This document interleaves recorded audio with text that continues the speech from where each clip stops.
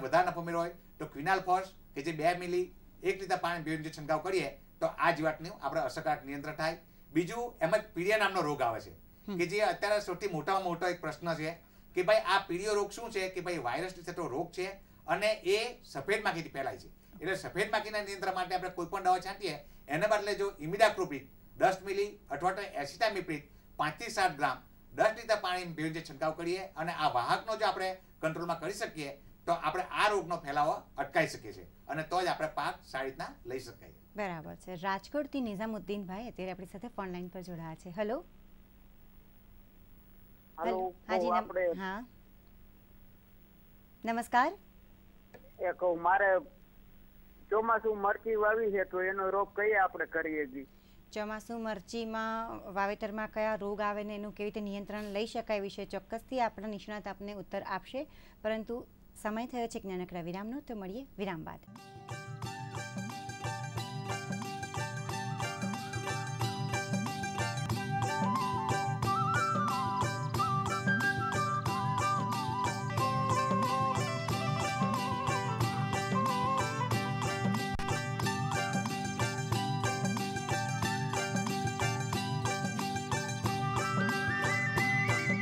કાર્યક્રમ કૃષિ દર્શન ફોન ઇન લાઈવ શુક્રવારે સાંજે 5:01. દર્શક મિત્રો, વિરામ બાદ ફરીવાર આપ સૌનું હાર્દિક સ્વાગત છે. આપ જોઈ રહ્યા છો કૃષિ દર્શન ફોન ઇન લાઈવ છે અંતર્ગત આજે આપણે વાત કરી રહ્યા છીએ ઉનાળુ શાકભાજીની ખેતી અને પાક સંરક્ષણ. વિરામ પહેલા રાજકોટથી નિઝામુદ્દીન ભાઈ આપણને કંઈક પ્રશ્ન પૂછેલો હતો, આપણે વિષય નિષ્ણાતને વિનંતી કરી કે એમને ઉત્તર આપે.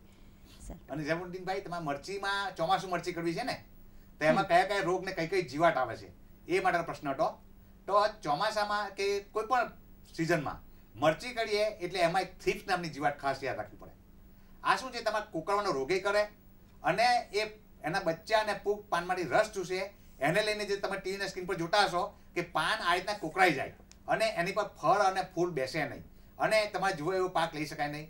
બીજી જીવાતોમાં મોરલો છે, સફેદ માખી છે, આ પણ ચુસ્સેર પ્રકારની જીવાત છે અને એ પણ આપણે પાન કોકરાઈ નાખે અને એમાંથી આપણે વધુ પડતું નુકસાન થતું હોય. બીજું છે, જ્યારે મરચાં બેસે ત્યારે આ એક લીલી ઈયળ આવે છે કે જે મરચાંના છોડમાં કાણું મરચાંની સિંગમાં કાણું પાડે અને કાણું પાડીને અંદરનો ગર્ભ કોડી ખાય અને એને લઈને આ બજાર એનો આપણને બજાર ભાવ મળતો નથી. તો થ્રિપ્સ માટે તમે વાત કરી આગળ કે ભાઈ ટ્રાઇઝોફોસ 10 મિલી 10 લીટર પાણી ભેળવીને છંટકાવ કરવો અથવા તો એસિપેટ 10 ગ્રામ 10 લીટર પાણી ભેળવીને છંટકાવ કરવો. આ એક અગત્યની જીવાત છે. આમાં તમે જો શરૂઆતની અવસ્થામાં કોઈ પણ બોટનિકલ કે ભાઈ ગ્રોનિમ અથવા તો નિમાર એ 10 મિલી અને 20 મિલી 10 લીટર પાણી ભેળવીને છંટકાવ કરો. એનો જો તમે યોગ્ય રીતે છંટકાવ કરો તો આ થ્રિપ્સનો પ્રોબ્લેમ ઓછો આવે છે.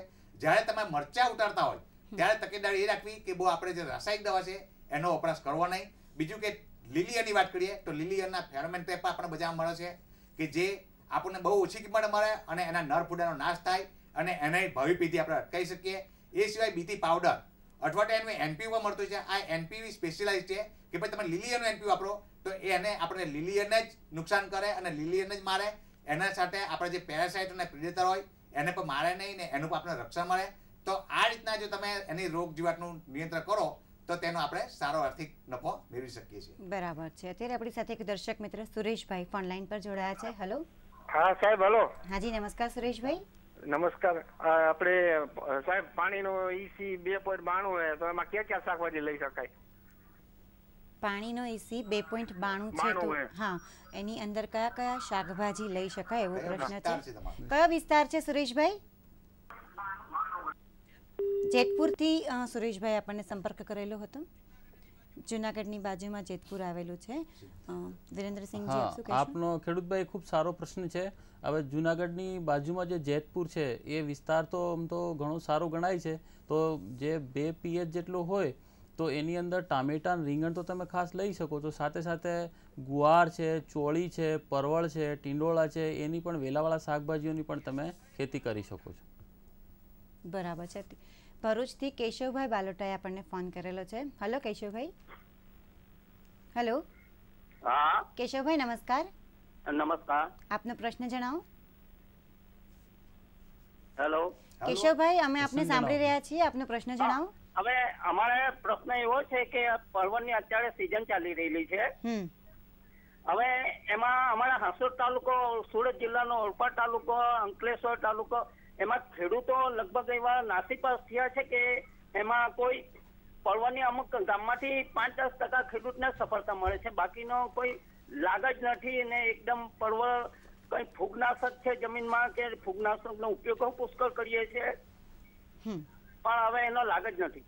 બરાબર. પરવળના પાકની વાત છે ને, સુરત, ઓલપાડ એ બધો વિસ્તારની વાત છે. હા ખેડૂત મિત્રો, પહેલું એવું કે તમે કઈ જાત વાવી છે એ અગત્યની છે. બરાબર. આપણે જોઈએ કે પરવળ તો એમ તો ઠઠા હોય ને, એ હાંસોદ તાલુકા, ઓલપાડ તાલુકા ને એ આખો પરવળના વિસ્તાર તરીકે જ ઓળખાય છે. બરાબર. અને એમાં પરવળને લાગતો રહે છે જ.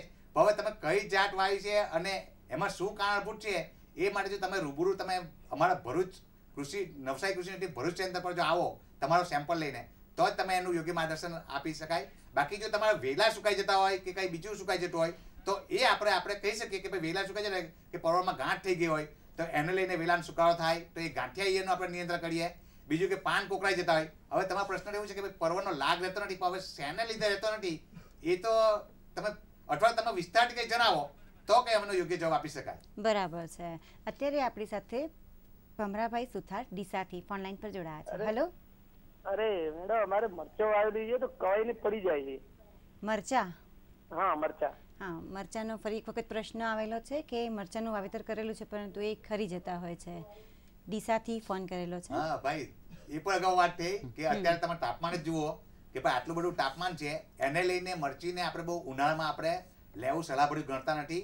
એના માટે જો તમારે ગ્રીન હાઉસ લઈએ તો આપણને એનાથી વધુ આર્થિક ફાયદો થાય. બાકી અત્યારે પોલીની અંદર અને આટલું બધું તાપમાન હોવાને લીધે ઘણા મરચીનો પાકને જે ટેમ્પરેચર જોઈએ એ 30 થી 35 ની વચ્ચે અથવા એનાથી ઓછું હોવું જોઈએ. એટલે એને લઈને મરચીના જે ફૂલ છે એ ખરી જતા હોય છે અને મરચાનું જોઈએ એવું આપણે ઉત્પાદન લઈ શકતા નથી. બરાબર છે. ડૉક્ટર વિરેન્દ્રસિંહ, આપને પૂછવાનું કે અત્યારે ઉનાળુ શાકભાજીની જે વાવેતરની આપણે વાત કરી રહ્યા છીએ તો ગ્રીન હાઉસ જે છે એની અંદર શાકભાજીનું વાવેતર છે તે કેવી રીતે કરવું અને તેના કયા કયા ફાયદા થઈ શકે? ખેડૂત ભાઈઓ, ગ્રીન હાઉસ એક બહુ નવો અભિગમ છે કે જે પહેલાં શાકભાજી વિદેશોની અંદર વિદેશી લોકો કરતા હતા અને સારું વળતર પણ મેળવતા હતા. હવે આપણા ભારતમાં પણ આ કરતા થયા છીએ. એટલે ગ્રીન હાઉસ મુખ્યત્વે બે પ્રકારના હોય છે. એમાં એક તો છે કંટ્રોલ્ડ એટમોસ્ફિયરિક, જેમાં ભેજ અને તાપ બંને તમે એને મેન્ટેન કરી શકો હોય.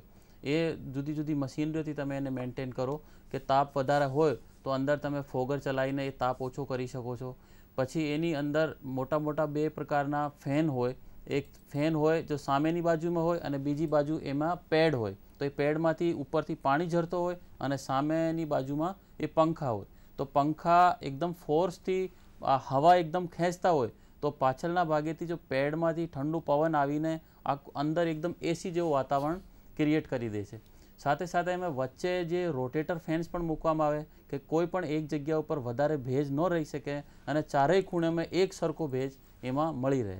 તો એની અંદર જે આપણે શાકભાજીનો પણ વાવેતર કરી શકીએ છીએ.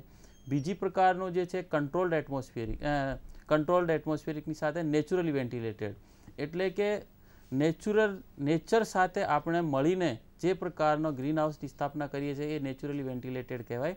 એની અંદર ફક્ત એક પોલી હાઉસ તરીકેનો એક ઘર બનાવવામાં આવે અને સાઈડમાં એક બિલકુલ નેટ પ્રકારની એક જાળી રૂપમાં ચારોય બાજુ એક નેટ બાંધવામાં આવે, જેનાથી એક પ્રોપર એને અંદર એરિએશન પણ રહે અને જે અંદર પાક વાવ્યા હોય એને પૂરતી માત્રામાં પવન મળી રહે.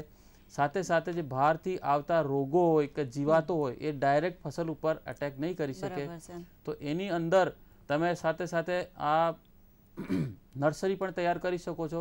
રીંગણ ટામેટીની નર્સરી તૈયાર કરીને એની અંદર પણ તમે સારો વળતર મેળવીને. બરાબર છે. ગ્રીન હાઉસની અંદર આવી રીતના ઘણા બધા ફાયદા રહેલા છે. અત્યારે આપણી સાથે હિંમતનગરથી જયંતિભાઈ પટેલ ફોન લાઈન પર જોડાયા છે. હેલો. હેલો. હાજી નમસ્કાર જયંતિભાઈ. નમસ્કાર. આપનો પ્રશ્ન જણાવો. મારે કેપ્સિકમ છે, શિમલા મરચા જે કહેવાય, તો એનો ચોક્કસ ધરું કયા સમયે નાખવું પડે, કેટલા દિવસ તો ધરું રોપવા લાયક થાય અને કયા મહિનામાં વાવવું પડે એમ? કેપ્સિકમ એટલે કે શિમલા મરચાનું વાવેતર કરવું છે અને ધરુ માટેનો પ્રશ્ન છે, તો શું કહેશો સર આપ? સામાન્ય રીતે તમે જો શિયાળુ એટલે મરચીનો પાક જે છે એ આપણે ચોમાસુની શરૂઆત થાય ત્યારે એનો ધરવાળો નાખી દઈએ. એટલે જો શરૂઆત તમે જૂન અથવા જુલાઈ મહિનાના જૂનના પાછલું પખવાડિયું અથવા જુલાઈના પહેલા અઠવાડિયામાં એમાં જો મરચીનું ધરુવાળું નાખી દઈએ તો આપણે લગભગ 40 થી 45 દિવસ સુધી એને ધરુવાળામાં રાખવું પડે. 40 થી 45 દિવસ પછી એ છોડ આપણે રોપવા લાયક બને. તમે ધરું નાખતા પહેલા એને બીજ માવજત આપવી જોઈએ. એમાં ઇમિડાક્લોપ્રિડ અને થાઇમેથાઝોન વાત કરી કે તમે ગાડી ક્યારે બનાવો તો થોડોક જમીનથી ઊંચા 6 ઇંચ જેટલા, કે જેથી એમાં વરસાદનું પાણી ભરાઈ ના રહે અને જે ધરુનો કોવાળો જેવો રોગ છે એ રોગ આવે નહીં. અને એના 40 થી 45 દિવસ પછી તમે વાવેતર કરો અને વાવેતર કરતા પહેલા પણ તમે જો એ વાવતા પહેલા એના મૂળિયા જો લગભગ 20 મિનિટ સુધી ઇમિડાક્લોપ્રિડ 2.5 મિલી 5 લીટર પાણીમાં જો બોળી રાખવામાં આવે તો શરૂઆતમાં એને કોઈ પણ જીવાતનો પ્રશ્ન રહેતો નથી અને આ રીતના તમે વાવણી કરી શકો. ખૂબ જ સરસ વાત કરી સર આપે. ડૉક્ટર વિરેન્દ્રસિંહ, આપને પૂછવાનું કે શાકભાજીના પાકોની વીણી ક્યારે કરવી એ વિશે આપણે અગાઉ ખૂબ સરસ વાત કરેલી. હવે શાકભાજીના જે પાકો છે એની અંદર ખાતર વ્યવસ્થા છે એ કેવી રીતની હોવી જોઈએ કે જેથી કરીને યોગ્ય આપણને પાક ઉત્પાદન મળી શકે એ વિશે ટૂંકમાં માહિતી આપો. ખાતર વ્યવસ્થાની બેન આપણે વાત કરીએ તો કોઈ પણ આપણે શાકભાજી વાવીએ ત્યારે પાયાના ખાતર તરીકે જ આપણે જે છાણિયું ખાતર અને એ બધું છે ને આપી દેવાની જરૂર હોય કે સામાન્ય રીતે આપણે ખેડૂતો 12 થી 15 ટન જેટલો હેક્ટર દીઠ જે છાણિયું ખાતર અથવા તો કમ્પોસ્ટ આપીએ તો સારામાં સારો રહે. એમાંથી નાઇટ્રોજન, ફોસ્ફરસ અને પોટાશ ત્રણે મુખ્ય જે તત્વો છે એ છોડને મળી રહે. સાથે સાથે જે માઇક્રોન્યુટ્રિયન્ટ્સ છે, ઝિંક છે, બોરોન છે, મોલિબ્ડેનમ છે, મેગ્નીઝ છે, એ બધા તત્વો પણ